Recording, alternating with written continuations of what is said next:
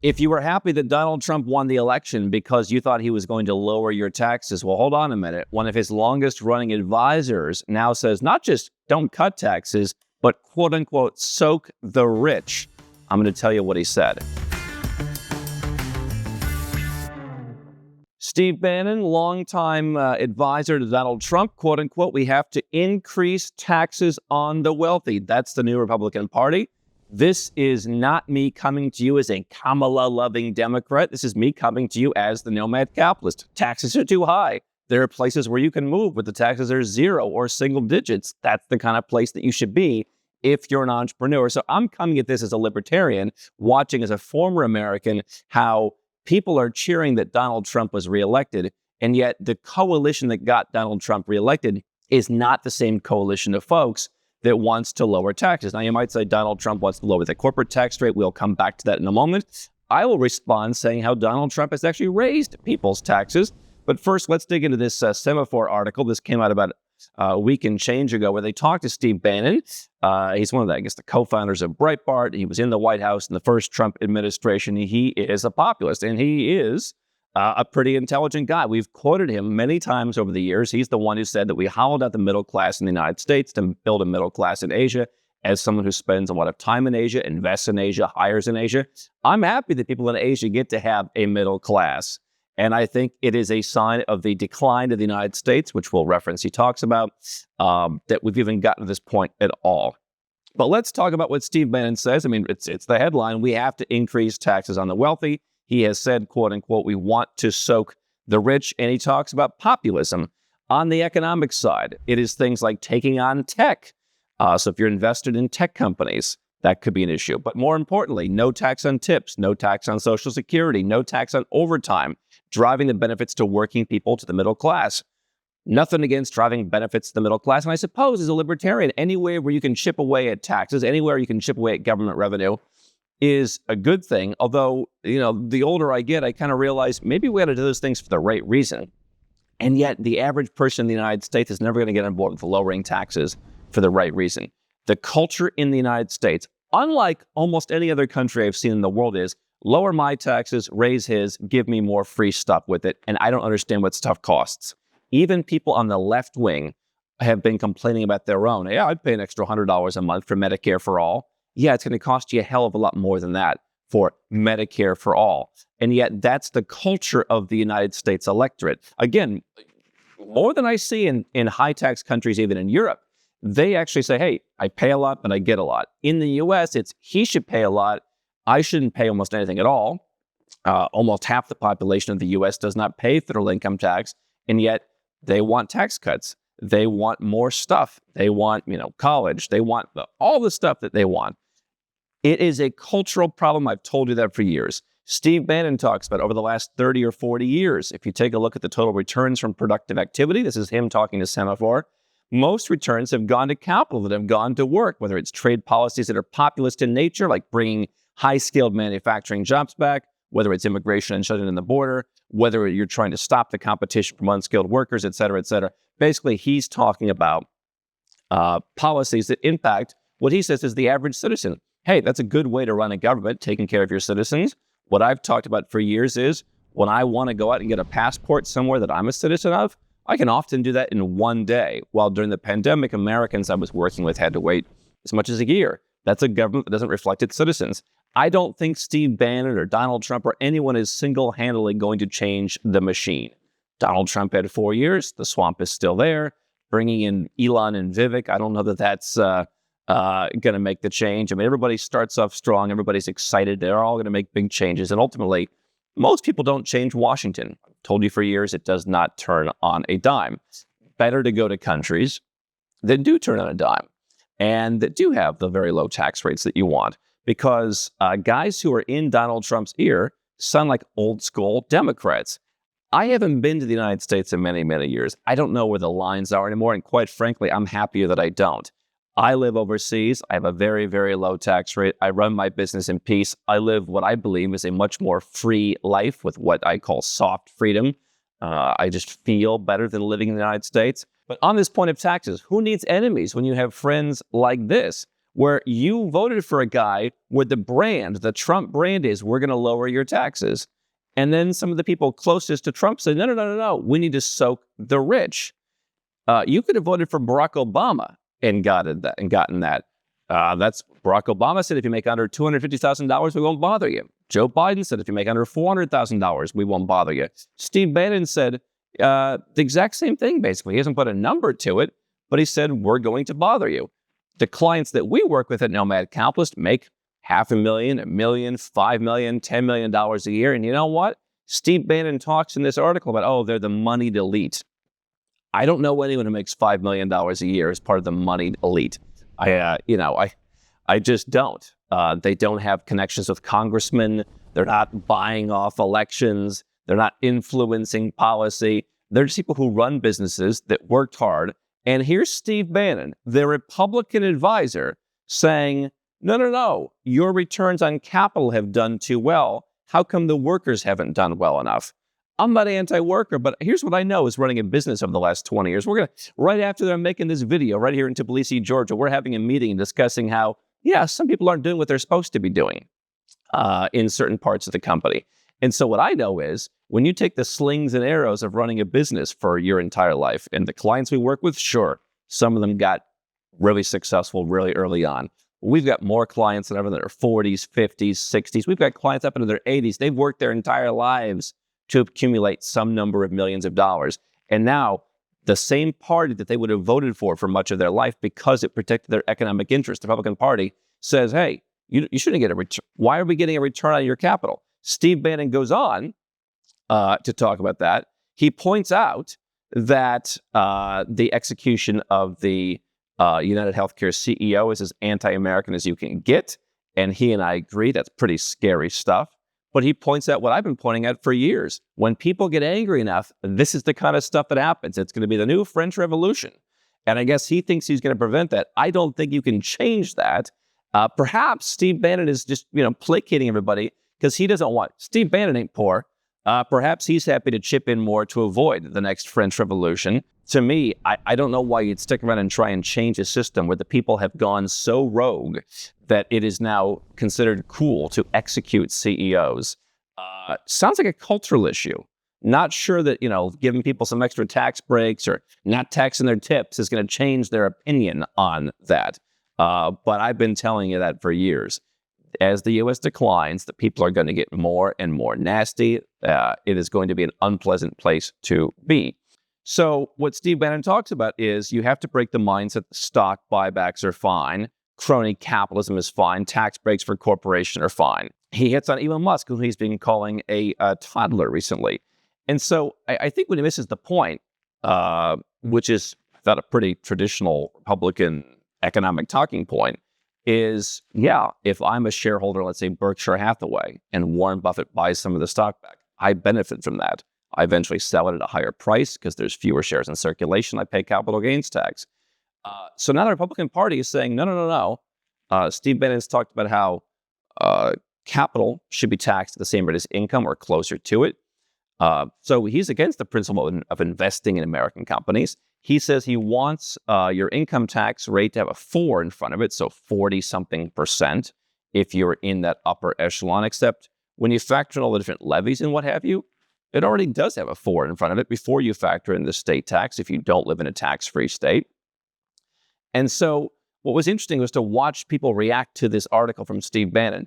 There was a left-wing site agreeing with him and talking about how countries like Ireland, which offer tax benefits to U.S. tech firms, that the U.S. Navy should literally go and station itself around Ireland to stop them from offering tax incentives. There should be no more competition is basically what Steve Bannon and his cronies on the left are saying.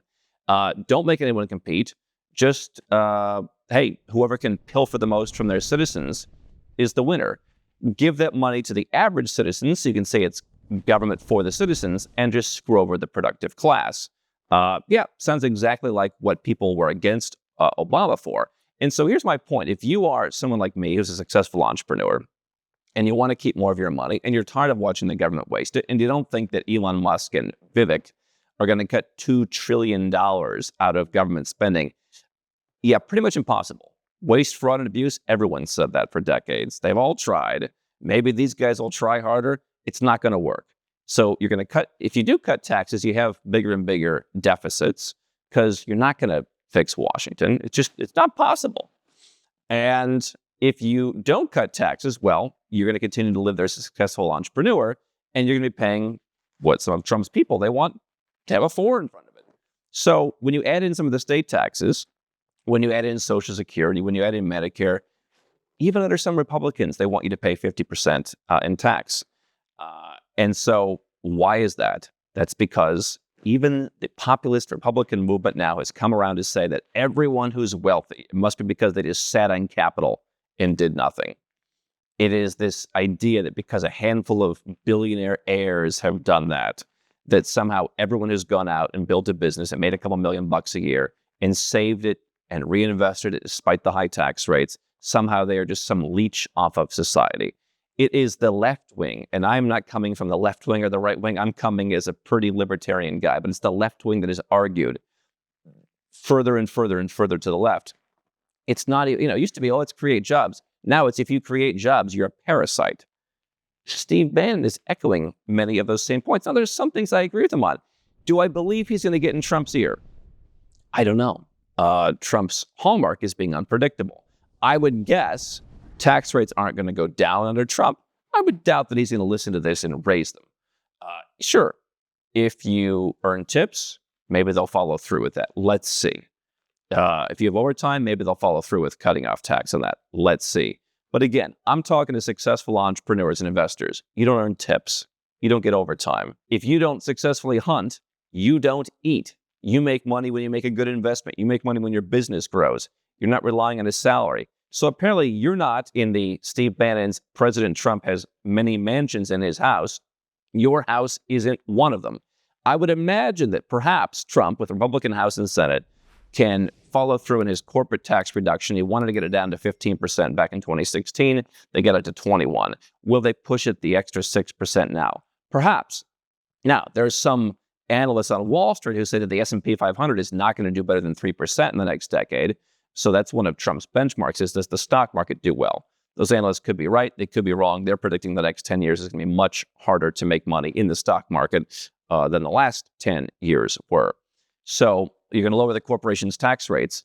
Is that going to affect you, the average entrepreneur? I don't know that many people in the United States who have themselves set up as corporations. And so even if you did, they could screw you on the personal side, i.e. the way Steve Bannon wants to. So I don't see a ton of tax relief. What I do know is some of our clients back in 2017 were impacted by Trump, who actually raised their taxes. And we talked to Doug Casey at Nomad Capitalist Live. He's lived overseas for decades. He's one of the only guys who knew what I was talking about when I said that. Now, that didn't impact me per se because I am so internationalized in who my business associates are, my personal relationships are, that I could avoid that. But a lot of our clients who were just leaving the United States within the last 6, 12, 24 months at that time, they had their taxes go up under Donald Trump. Why? Because Donald Trump wants you to live in the United States. And if you don't live in the United States as a U.S. citizen, he looks down on you. He doesn't want you to live somewhere else. And how do I know that? Look at the base. Look at the comments section of this video below me as it starts to build up. And people say I'm a traitor for not wanting to live there. Yeah, I was born in the U.S. and I don't want to be there. That's not acceptable in this populist Republican movement. And so, we'll raise taxes of anyone we don't like. Doesn't sound like a very favorable approach when it's just, hey, if we like you, we'll lower your taxes. If we don't like you, we'll raise your taxes. If you don't live in the country the way we want you to, yeah, fair game. This is not fairness, these people. This is about making an example of the people. Trump's 15% corporate tax will be if you manufacture your stuff in the U.S. Hey, that's fair. Fine. You get a tax break for manufacturing stuff, bringing back jobs. Fair enough. But to tell your own citizens, hey, if you live somewhere else, we're going to make your life more difficult, that kind of sounds the opposite of the freedom that these people chant. It kind of sounds the opposite of more tax freedom. And so between Steve Bannon, who wants to soak you, between Trump, who's already shown if you don't want to live in the country, he's going to make your life more difficult, I just think it's heading in the wrong direction. So the idea of, hey, we don't need to move overseas anymore, we've got Trump in charge, What exactly is Trump going to lower your taxes? I mean, he lowered your income tax rate from 39.6 to 37% his first term. Woohoo, right? The delta on that is higher than my overall global tax rate. And so, I mean, you want to stick around and say, I live in Florida, I'm doing great. And he's lowered my taxes 2.6%. And he's going to lower taxes on tips, of which I have none because I'm an entrepreneur. It might feel good, but here's the reality. I'm not saying Steve Bannon's going to get in Trump's ear and pass this. But I am saying when you hear Republicans, the party that's supposed to be about lowering your taxes, say, make sure you put a 4 in front of that income tax rate. Make sure we charge you more. Hey, why are businesses making money off of their capital? Why aren't they reinvesting it back into their business? Maybe they don't want to. I thought that was what freedom's all about. And so for me, I'm politically homeless if I were to come back to the United States. I have no intention of coming back to the United States, but I would be politically homeless because I'm not a left-wing crazy. There's certainly positions as a libertarian that I agree with people on the left on, more on the social side. Let's see if Trump's going to be anti-war when he's talking about going after Panama and Greenland and everywhere else. But the right wing is now in favor of soaking the rich. The right wing says you didn't build that. That's a pretty scary place to be. And I look to myself and I say, yeah, where would I fit in this country? And the idea that Trump wins, meaning that somehow business wins, maybe big business. And I'm not anti-big business.